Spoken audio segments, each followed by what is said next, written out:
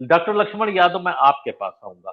अभी जो बात उन्होंने कही नीतीश कुमार को लेकर के, हालांकि नीतीश कुमार ने एक बात बहुत साफ की, बहुत तारीफ की यात्रा की, उन्होंने कहा हम लोग इंतजार कर रहे हैं, अब तो कांग्रेस कुछ करे। जी बिल्कुल।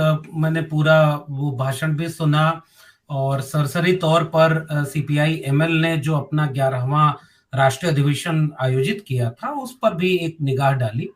उसके पहले इन्होंने एक शक्ति प्रदर्शन भी अपना किया जो गांधी मैदान में एक बड़ी तादाद में लोग गांधी मैदान में जुटे थे। फिर आज की एक ऑल पार्टी डेलीग्रेट टाइप का एक मीटिंग। इस पूरी बातचीत में और आज के वाकये में नीतीश कुमार ने अपनी भूमिका को एक बहुत अनुभवी राजनेता के तौर पर बहुत संजीदगी से रखा। मसलन जिस पार्टी के अधिवेशन में वो शामिल हुए थे वो इस समय उनके सरकार के साथ शामिल हैं, भले ही बाहर से मंत्रिमंडल में शामिल नहीं है, लेकिन वो एक गठबंधन है जिसमें उप मुख्यमंत्री तेजस्वी यादव भी हैं, सीपीआई एमएल के लोग हैं।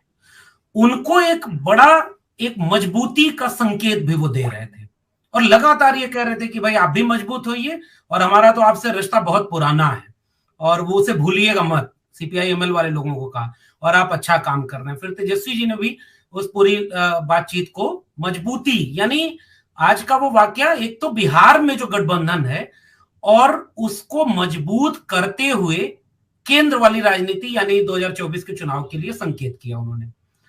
उसमें भी नीतीश कुमार ने 2024 के लिहाज से भी एक बात कही कि भाई देखिए बिहार में तो हम सब साथ में हैं और रहेंगे, लेकिन केंद्र में जो 24 का चुनाव है उसके लिए हम आपकी तरफ देख रहे हैं, आपका इंतजार कर रहे हैं।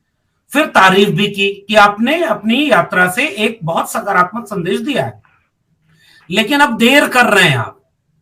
अब इन सब में वो बिटवीन द लाइन करके अगर हम इसे पढ़ना चाहें तो ये सारी संभावनाएं, देर करना, आपकी तरफ देख रहे हैं, आप बड़े उम्मीद वाले हैं, इसमें बहुत सकारात्मक पहल है। वो उसमें कहीं से भी आप ये नहीं देख सकते, जैसे कुछ दिन पहले जब गठबंधन उन्होंने तोड़ा था नीतीश कुमार ने और देश घूमना शुरू किया था, उस समय नीतीश कुमार एक अलग लोकेशन पर मुझे दिखाई दे रहे थे। वो एक ओबीसी वोटर को नरेंद्र मोदी के सामने, एक ओबीसी नरेंद्र मोदी के सामने नीतीश कुमार एक बड़ी उम्मीद बन के एक हलचल पैदा कर रहे थे।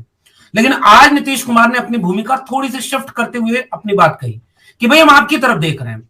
अब वहां दूसरा एक बहुत महत्वपूर्ण वाक्य था जो मैंने नीतीश कुमार का गौर किया, वो ये कि कांग्रेस को वो जो भूमिका निभानी है वो क्या, कि जहां क्षेत्रीय दल मजबूत हो, तेजस्वी जी ने भी इसको बहुत दोनों का मेल एक ही था, एक ही सुर था कि आप जहां मजबूत है, जहां लड़ाई बीजेपी वर्सेस कांग्रेस है, वहां हम कांग्रेस का साथ देंगे, आप मजबूती से लड़िए।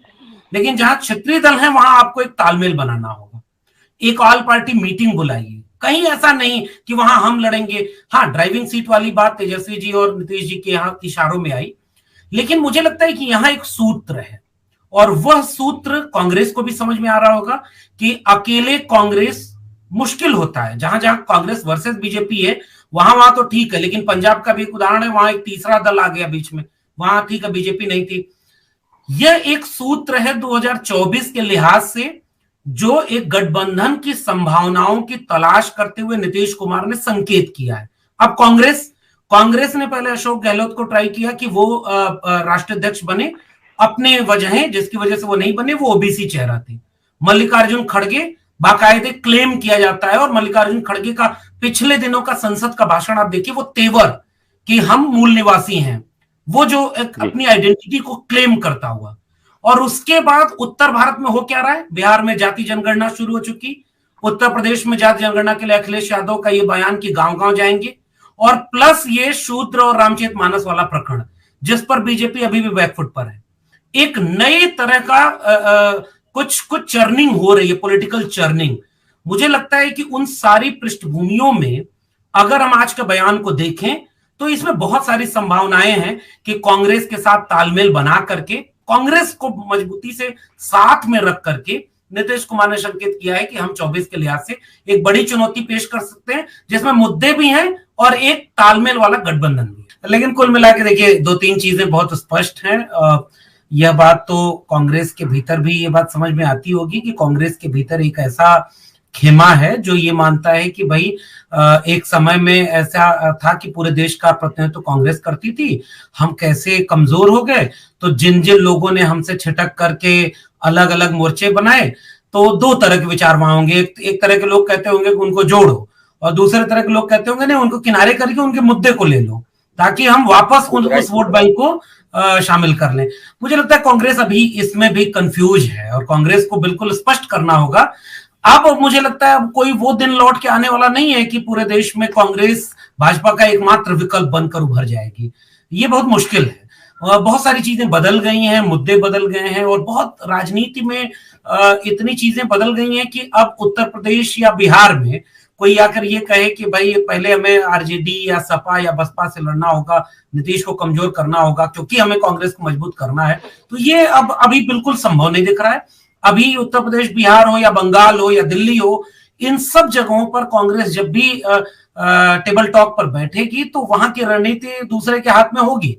लेकिन बाकी राज्य जहां कांग्रेस बहुत मजबूत है वहां तो बाकी सारे लोग उसके साथ खड़े होंगे। लेकिन ये गठबंधन वो वाला नहीं होगा जिसमें, और मैं इस बात से बिल्कुल सहमत हूं कि अभी शायद श्रवण जी ने बहुत गंभीर बात कही, मैं उसी को बस दोहरा करके अपनी टिप्पणी पूरी कर रहा हूं कि राहुल गांधी जी हो सकता है ये बात समझ रहे हों। एक तो उनका अप्रोच बहुत अच्छा है, इंडिविजुअली मुझे बड़ा पसंद आ रहे हैं। वो तो ऐसे ऐसे फोटो कश्मीर से डाल रहे हैं कि बड़े बड़े तानाशाह उससे चिढ़ जाते होंगे, तो वो एक अलग अप्रोच में काम कर रहे हैं, मुद्दे भी बहुत सार्थक उठा। लेकिन कई बार ऐसा लग रहा है कि वो अपनी राजनीति में कहीं ऐसा लग रहा है किसी कोई संत महात्मा की तरह ऊपर से बैठकर सोच रहे हैं कि बहुत अच्छा हो जाएगा, और ये राजनीति ऐसे नहीं होती। वहां उनके सामने एक ऐसा आदमी खड़ा है जो 8-9 साल होने वाला है, सारी तरफ से घिर चुका है और ऐसे सीना तान करके अभिनय कर रहा है, अकेला, एक अकेले से लड़। अजीब सा चुनौती आपके सामने कैसी है। अगर आपको ये चुनौती फेस करनी है तो आप अलग भूमिका में हो जाएं, फिर बाकी कांग्रेस अभी कंफ्यूज रहे कि हमें किससे कैसे बात करनी होगी, कौन पहल करे, वो जो आई लव यू वाला का है, कौन पहले बोले। ये असली जड़ तो यही है। और मुझे लगता है कि फिर यही कांग्रेस कल को ये आरोप न लगाने लगे कि अखिलेश यादव अलग क्यों खड़े हो गए, नीतीश कुमार अलग क्यों खड़े हो गए, ममता बनर्जी और अरविंद केजरीवाल अलग से क्यों लड़ रहे हैं, ये सारे लोग बीजेपी का साथ दे रहे हैं। ये एक परिदृश्य बन जाएगा। इसलिए मैं भी बाकी पैनलिस्ट से सहमत होते हुए कह रहा हूं, समय बहुत निकल गया, लेकिन थोड़ा सा समय बचा है। कांग्रेस को एक बड़ा दिल दिखाना होगा, थोड़ा कुछ चीजें मान लेनी होगी कि भाई अब हमारे हाथ में ये नहीं है, तो शायद कुछ बात बन जाएगी। बाकी तो कांग्रेस का भला तो कुछ वहीं के लोग कैसे बिगाड़ देते हैं, एक बयान कश्मीर के पहले ही कैसे आ गया और वहां क्या हो गया, तो थोड़ा इन सब पर नियंत्रण करना होगा। टेबल टॉक के बिना ऐसी कोई रणनीति और एका नहीं बनने वाली। जी